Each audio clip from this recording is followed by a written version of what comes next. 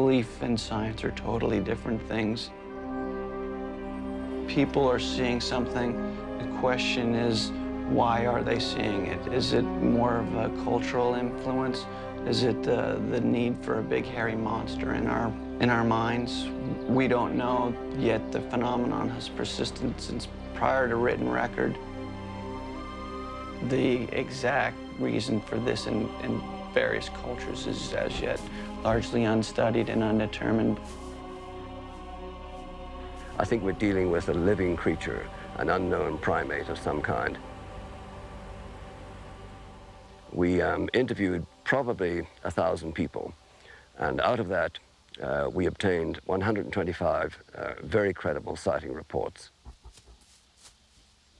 Some people say that the Sasquatch to them is just a mythological creature. Nothing to do, it's not a real creature of flesh and blood. If the creature is a mythological creature, the mythology has to come from someplace. It doesn't just pop out of a Kellogg cornflakes box. You can trace this information back as far as there are records and all over the world. And yet, as far as I know, there isn't a dime or an hour of official scientific time spent to study this. Just nobody will touch it. My work with the Sasquatch has been something of a problem in the academic world. I'm quite sure I have had a lot of difficulty getting promotions and pay raises because of this. And the way I like to describe it is my university supports my Sasquatch research. They don't fire me.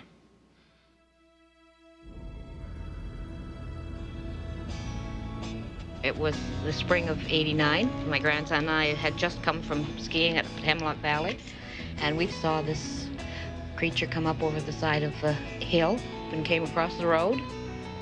I believe we saw what we saw, and what other people think is up to them. Well, Bigfoot drives a Cadillac with a deer hunter on the hood. He wears a 10-gallon cowboy hat when he's driving out through the woods. He's got his Ray-Bans on and his hair slicked back like a 57 Chevy Benz. He's got a silver tooth in his big old mouth. You can see it whenever he grins. Bigfoot lives. Bigfoot lives. Bigfoot lives. And he might be here tonight. We thought it could have been a human being, but when it looked at us, we could see the muscles in its face and its eyes. It wasn't a big Sasquatch, it was just around 6 feet. Well, when he came across the road, he wasn't in a hurry. He took big steps, and he probably got across the road in probably about 6 or 8 steps.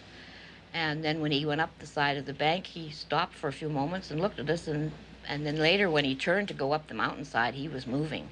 So that's when we knew for sure it wasn't a human being, because he was moving right along.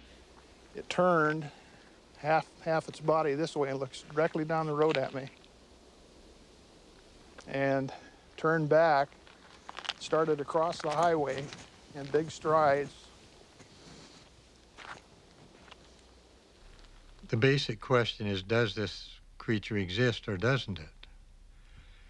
If it doesn't exist, then none of these people have seen the real thing. But if it does exist, then it's just an animal that's out there. And the assumption is that the great majority that think they saw it did see it.